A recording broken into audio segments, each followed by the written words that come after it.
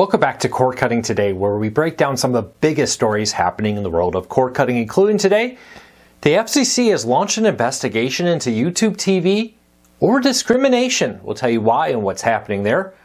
5 great options for your Google Chromecast to replace them. Why is that important? Well, Google has accidentally bricked all older Chromecasts. Now, these are the Chromecasts before they became Chromecast with Google TV.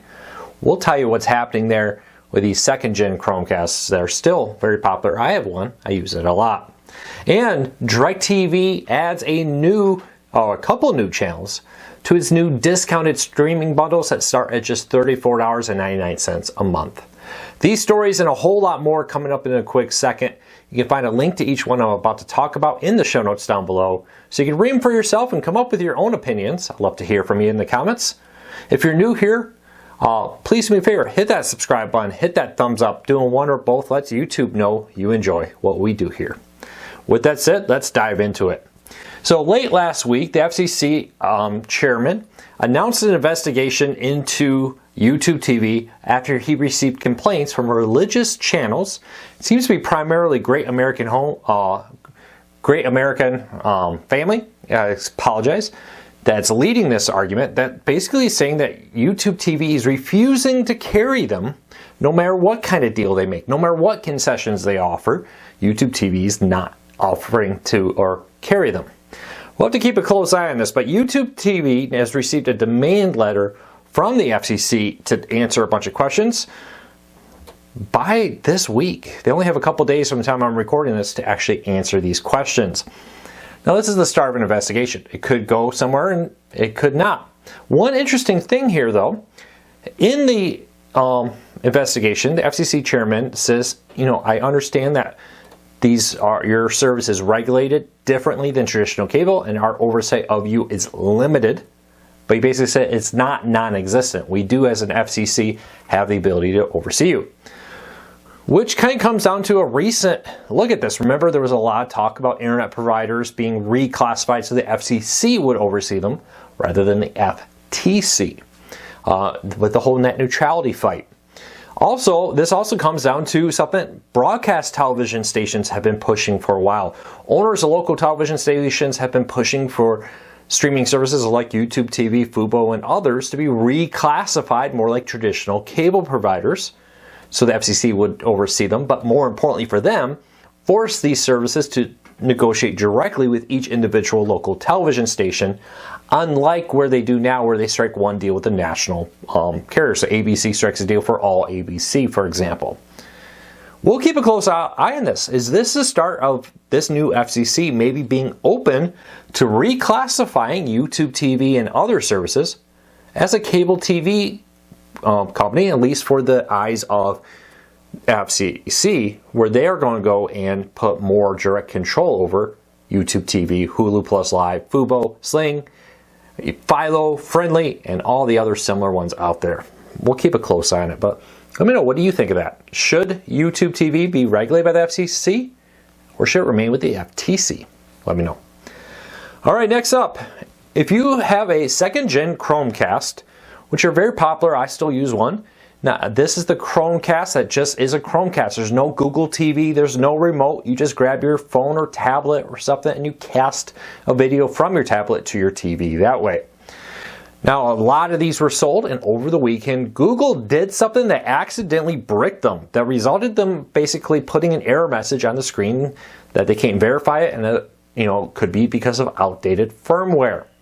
Google has confirmed to Cord Cutters News they are aware of the issue that started on Sunday and are working very rapidly to restore service. Now, I am recording this on Monday night. I post them the next morning. If overnight this changes, I'll update the story down there if they get it back online.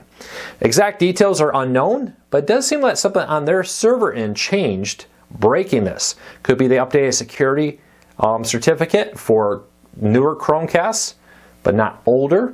We'll have to wait and see. Something, though, was preventing them from working. Google is giving no timeline at the time of this recording for when service will be restored. But if you want to be able to replace them, I'll put a link in the show notes. There's a lot of great options. We had a lot of people asking us, what can I get to replace this? Starting off with the Google Streamer 4K. Now this is a streaming player, but does include full Chromecast capabilities. Something a little cheaper is the Walmart On Google TV Pro, which also offers a full Google TV experience, but again, with all the Chromecast features you've come to love. There's 3 other great options. I won't go through each individual one, but check it out if you're impacted by this. Leave me a comment, are you? I do have one that we use that used to cast some stuff. There's still a few things that my streaming player doesn't have. One, Twitch, so now it does, but I've used it in the past if I wanted to watch something that was on Twitch, cast it over. Doesn't happen that much, but an option. And other websites, other sources that may have casting. There is one footnote here, not necessarily directly cord cutting, but the Chromecast audio, which is basically a Chromecast device for audio systems, which allows you to cast audio from your phone, tablet, etc., to a stereo system, for example, through an 1/8" aux cable, is also broken with this. This is also not working. So check that out. If you're impacted by that, leave me a comment. Let me know. Anybody here use a Chromecast audio? I do. I bought a house with a whole home audio system, and I just use that to connect to send audio there with it. All right, next up, DirecTV Stream has added some new channels to its cheap packages. Remember a few weeks ago, DirecTV launched new packages starting at $34.99 a month for its My Entertainment, or $39.99 a month for its My News. Now, My News also includes local stations plus news channels. Now with this, the My Entertainment package added Ion, which is great. It actually brings a little sports there because Ion has some WNBA games, for example, and other sports with this. But also the My News package added Bloomberg TV to the lineup. No price change on either one, but new channels now available. Link in the show notes if you want to learn more, but great to see DirecTV expanding these smaller packages to give you more options. All right, moving along, Tubi, the free ad-supported streaming service, has added 2 new channels. The Breakfast Club. Now, this is not the Breakfast Club movie channel, which they do offer streaming on Tubi, but this is actually a popular podcast, a channel dedicated to the best of, live recordings, and more of it. But they also have another Haggerty channel. Apparently that's an insurance one I've never heard of. I probably butchered its name with my dyslexic self. But this is actually a channel dedicated to classic cars, automotive history documentary, classic car restoration shows, and collector car showcases, and more streaming on there. If you're a fan of classic cars, you may want to check out this channel. But it's a fairly new one. I think I saw it on Samsung TV also, and Tubi. Did I miss it? Is it available anywhere else? But those are launched there too. Also, Pluto TV launched a new channel this week, which is the Pluto TV Reality Channel. This is a collection of Paramount-owned reality networks. When I wrote this story and checked it out, for the foreseeable future, it was running Big Brother, or excuse me, not Big Brother, that was later. It was running a Undercover Boss Marathon. And then I think I saw Big Brother or something promoted on it. I don't know if that's there. They often have its own dedicated channel when Big Brother is live. But this seems to be a collection of different Paramount-owned reality shows. I would not expect MTV reality shows here, but I could be wrong. MTV has its own channels on Pluto TV that often air its reality content also. But great to see new content coming to these services. If you ever notice a new channel, leave me a comment. Let me know. I'd love to hear from you. Often your tips are why we find out about this. Thank you to all the readers that send tips in. And especially there's several big ones that do it all the time. I really do appreciate it. If you ever have a tip, the best way to send us a tip is to go to cordcuttersnews.com, click on Contact Us. If you're on mobile, just click on the little menu icon and look through the drop-down menu, select Contact Us. You send us an email right there. That's the best way because it not only goes to me, it ends up with several of our staff here. So if I'm not available, one of us will see it. All right, next up, about a month ago, we brought a story to you about Nextar finally returning to live news. Several years ago, Nextar stopped live streams of its local ABC, CBS, Fox, and NBC news stations and delayed it several hours, putting highlights and more online, but not offering live streams of it. This was done, according to reports, because they were trying to be more favorable to cable TV companies, to try to be like, hey, you know, we understand news is one of the main reasons people subscribe to our channels. We want you to pay more. If you give us more money, we will black out the free live streams online. For whatever reason, they decided to reverse course on this and are now once again offering live TV stations through Nextar, local TV stations. Originally only in a few large markets, now many of their mid-sized, even a few smaller markets are now having the apps out there and live stream restored, including on their YouTube channels. Important comment here with this, not all yet, they seem to be rolling out. If your station is not live on Nextar, the largest owner of local TV stations in the United States, keep watching. I bet it'll be there very soon. And lastly, Comcast is spinning off its cable TV companies, and they finally filled out a new leadership team.